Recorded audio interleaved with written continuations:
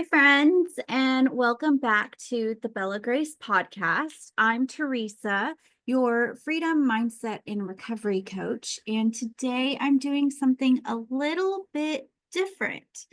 Over the last week, I've been doing a deep dive into how past trauma affects our work and our personal lives, and how healing those wounds can lead to lasting freedom and success.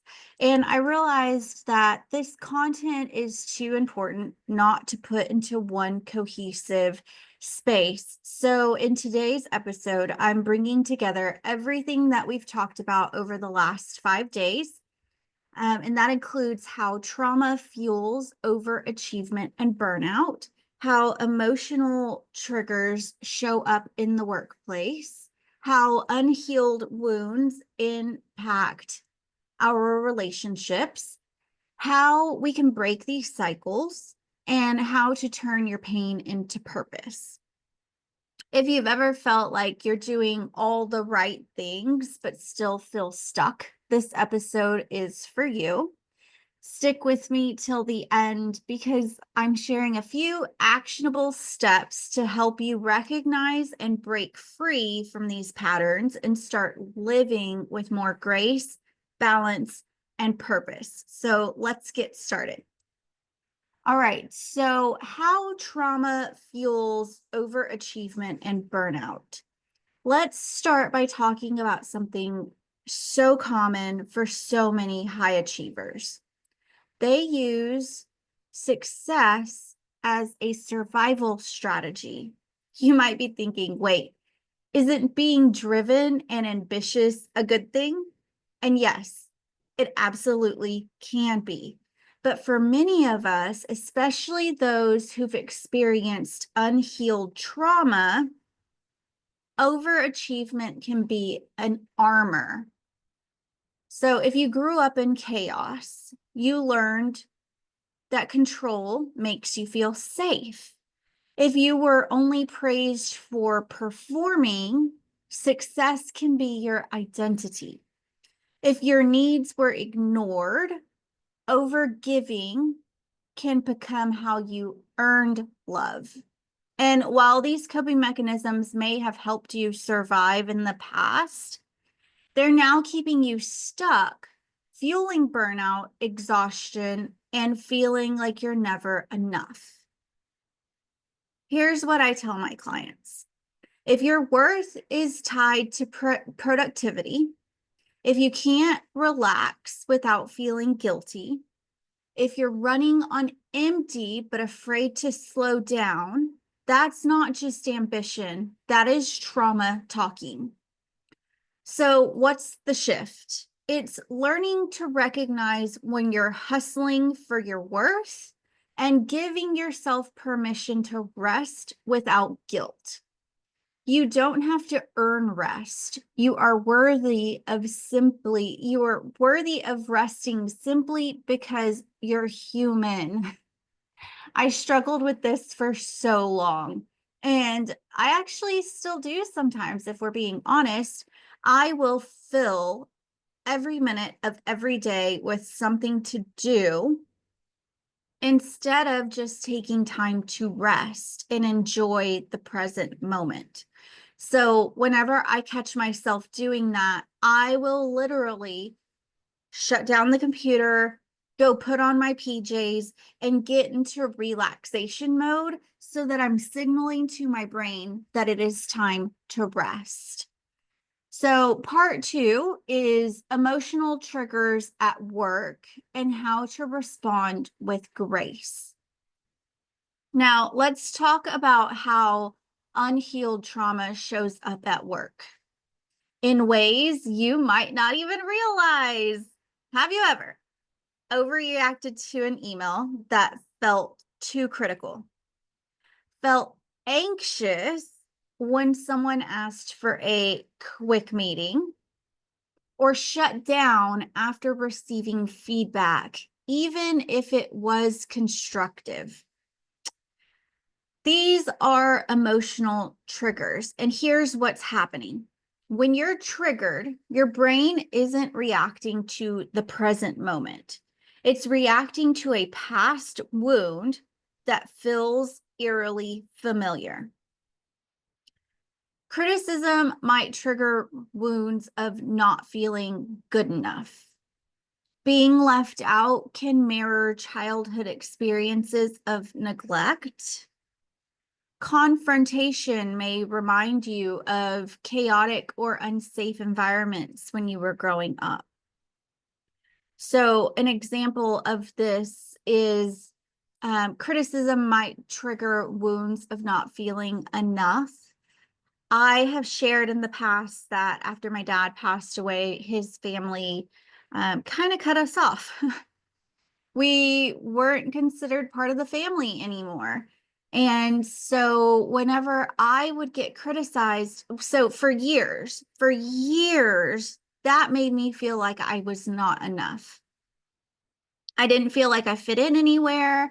I didn't feel like I was wanted. I didn't feel like I was worthy. And so when I was an adult, a full grown adult, criticism would send me over the edge because it made me feel like I was that broken child again who didn't feel like they were enough for their dad's family to want them after he was gone. So I had to do some really hard digging in and realize that I am enough. I do a good job and I am a hard worker. But it took me following that root system back to where the pain began. And it was when I was 8 years old and I felt like I wasn't enough. So being left out can mirror childhood experiences of neglect. This is also one that I've struggled with for the same situation. I was never neglected by my mom's family. My mom, after my dad passed away, they loved me unconditionally. They accepted me. They were amazing. I always say we had more fun than anybody could ever understand in that family, more fun and more love. But I still felt neglected by my dad's family.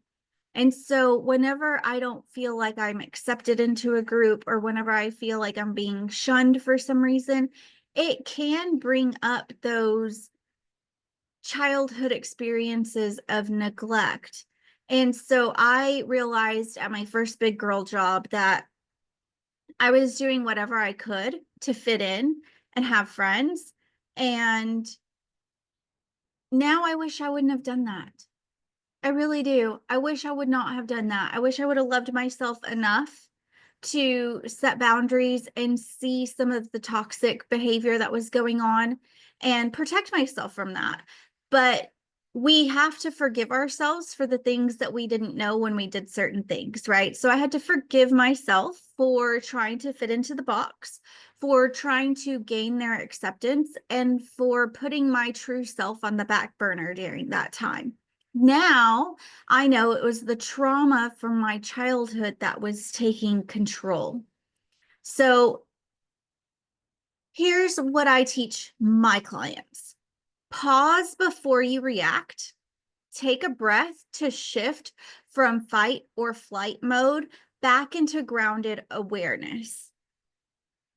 This might look like taking a quick break to go breathe in the bathroom or go breathe in the stairwell. On the lives this week, I talked about how I used to have a spot in the stairwell at my corporate job where I would just go sit and breathe for a little bit until I figured out why I was triggered so that I could react with calm and grace rather than out of trauma and reactivity. Ask yourself, what's this really about? Name the deeper emotion beneath the trigger. So using the example of me trying to fit in, the deeper emotion beneath the trigger was neglect, feeling neglected. So when you ask yourself, what is this really about? You allow yourself to dig deeper and try to figure out what's really going on. Create a regulating ritual.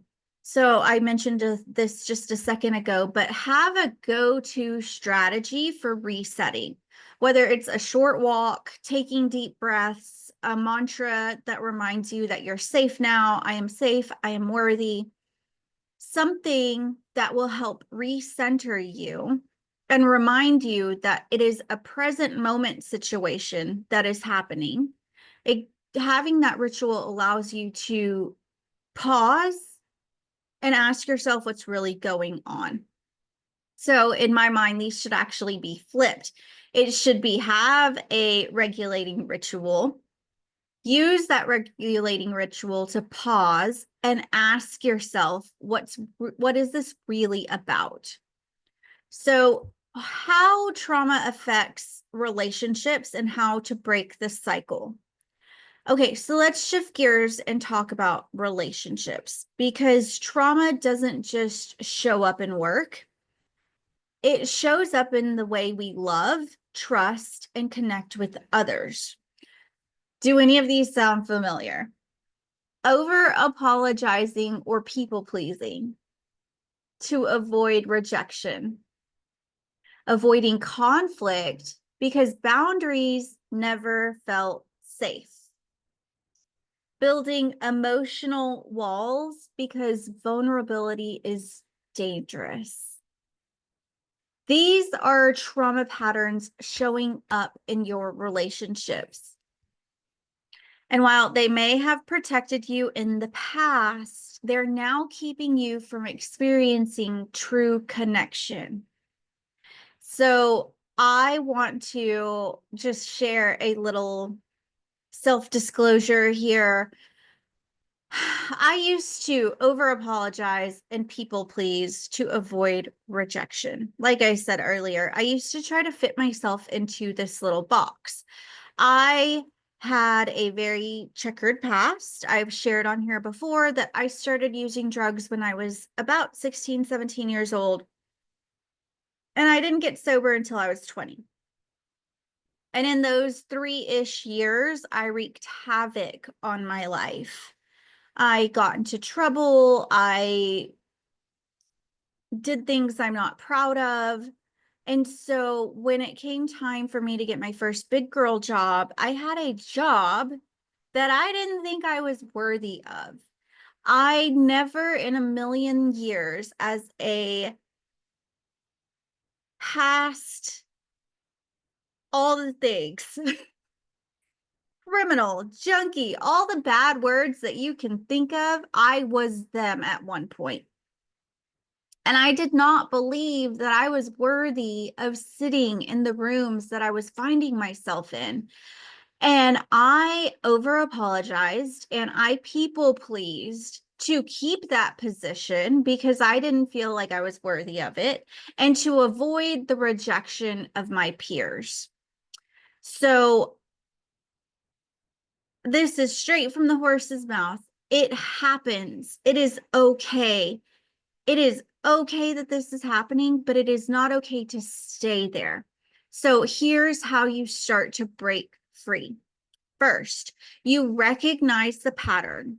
Notice, oh, hello, Mr. Melvin. Sorry, if you're watching the video, you get to see my cat. Here's how you start to break free. Recognize your patterns. Notice when you're overgiving, shutting down, or avoiding conflict. Name what you need. Ask yourself, what am I trying to protect or avoid? Number 3, start small with new boundaries. Build trust in yourself by setting boundaries that honor your worth. Yes, remember, healing doesn't happen overnight. We always say in addiction recovery that we didn't get sick overnight. We can't expect to get well overnight. It is a process, but with each boundary that you set for yourself, you teach yourself that you are a safe place. And it can be hard. Trust me, I know it can be hard. Setting boundaries is scary, but I want to encourage you to start small. Start small. Set a boundary around your bedtime. Set a boundary around what functions you will say yes to and which functions you will say no to.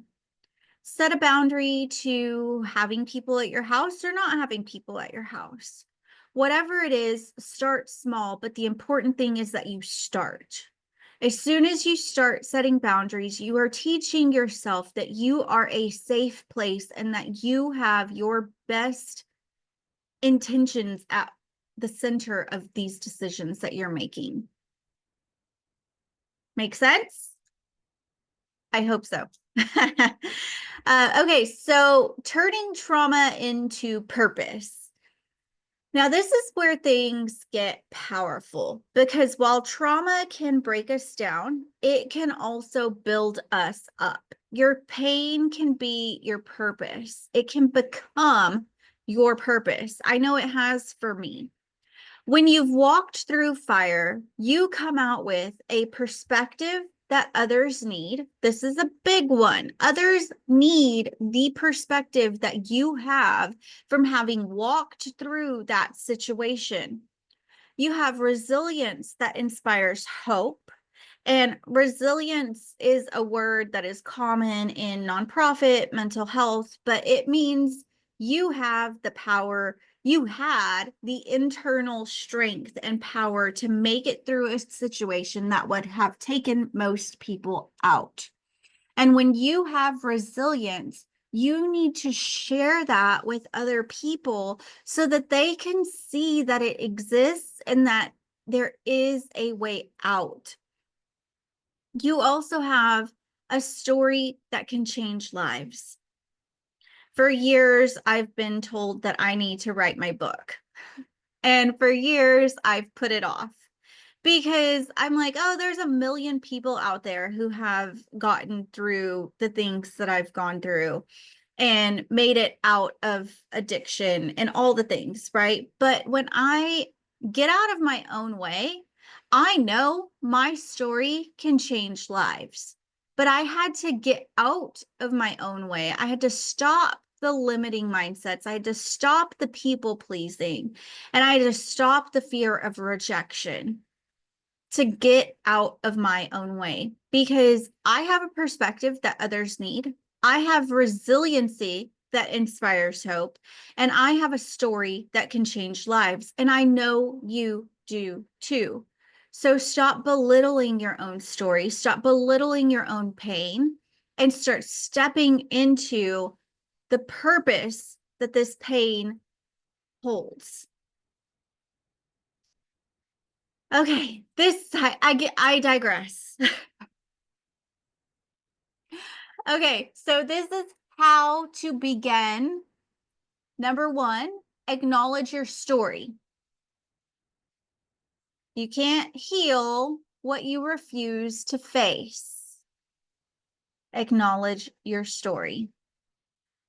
For years, I sugar-coated my experiences. I used fluffy words to describe the things that have happened to me.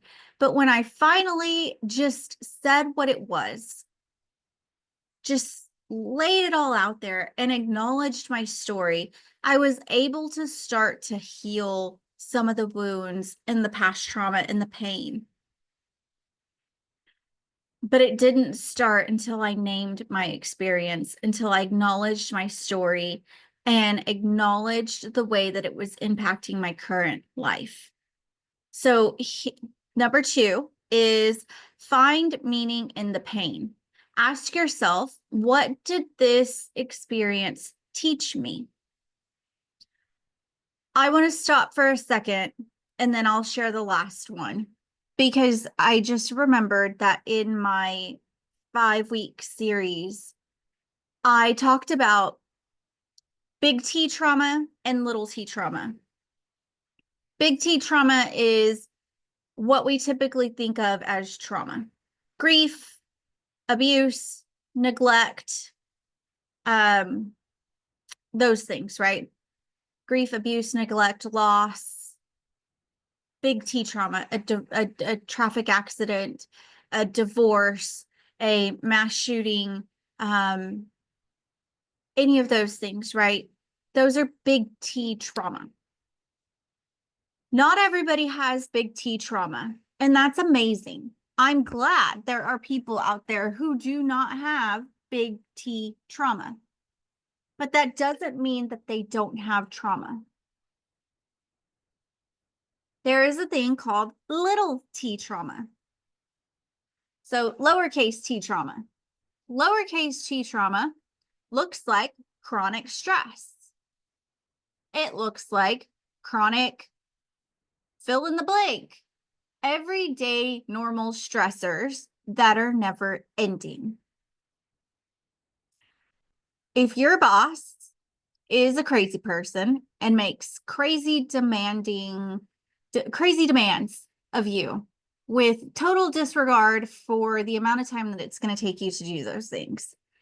If your coworkers are constantly negative and nagging and it is just a negative environment at work. If you are constantly running from place to place to pick up all the kids and you basically feel like a single mama because your husband works all the time, not to mention you work a full-time job too.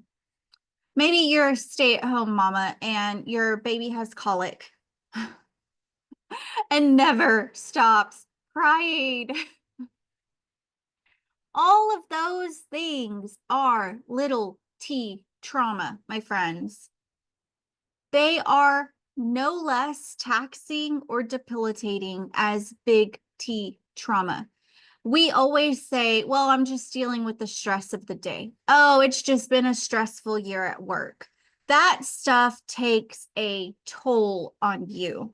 So do not belittle it. And when I talk about finding the meaning in the pain, I do not just mean big T trauma. The entire reason I finally got out of my own way and started doing what I do today, which is helping high achievers break free from mindsets, behaviors, and addictions that are holding them back from reaching their true potential. The whole reason Bella Grayce Coaching exists, the whole reason Teresa Anka Photography exists, is because I got out of my own way. I was experiencing little t trauma every single day at my job. Every single day. Every single day, I found myself in that stairwell, crying, trying to reset, going for walks, trying to do all the things that I knew that I could do to try to recenter myself, to try to push through the stress, to try to cope, all the things. I was doing all the things, except acknowledging that I was trauma assaulting my body day in, day out by staying at this job and not using the skills, knowledge, and resources that I had at my own disposal in my own brain to break free from that. It took courage. It took acknowledging my story and saying, I am experiencing little t trauma here every single day. And I found that I needed to leave that job. I needed to leave that situation because is what was best for my mental health. What situations do you need to put boundaries and parameters around to protect your mental health? Once you acknowledge your story, once you acknowledge what is happening in your life, then you can begin to heal it. For me, it was walking away from that job. And then the next step was to find the meaning in the pain. And I brought this up because even little t trauma has meaning. There is a purpose. It is teaching you something. So I had to sit down and say, what did this experience teach me? What lessons am I taking with me? What boundaries am I setting up? What parameters will I set up? What will I never again say yes to? What will I never again say no to? And then the next step is to share your lessons. Someone out there is waiting to hear how you overcame what they are still battling. And so that is what I do. That is the whole premise of Bella Grayce coaching, is to share the lessons that I have learned along the way. And yes, I've had some big T trauma, as I know many of you have. But some of you have tuned out and said, oh, she's not for me because she only talks about the big T trauma. No, no, no. Tune back in. Come back. Come back. Because we're also talking about the little T trauma here. And that can be just as taxing on your mind, your body, your soul as big T trauma. So, friend, I want you to hear this. Trauma is not the end of your story, whether it's big T or little t. It is not the end of your story. You are capable of breaking free from the patterns that have kept you stuck and stepping into a life of freedom, grace, and purpose. If this episode resonated with you, I would love to hear from you. You can shoot me a message, the word freedom. If you're ready to explore one-on-one coaching and go deeper into your journey, share this episode with someone who needs this message today.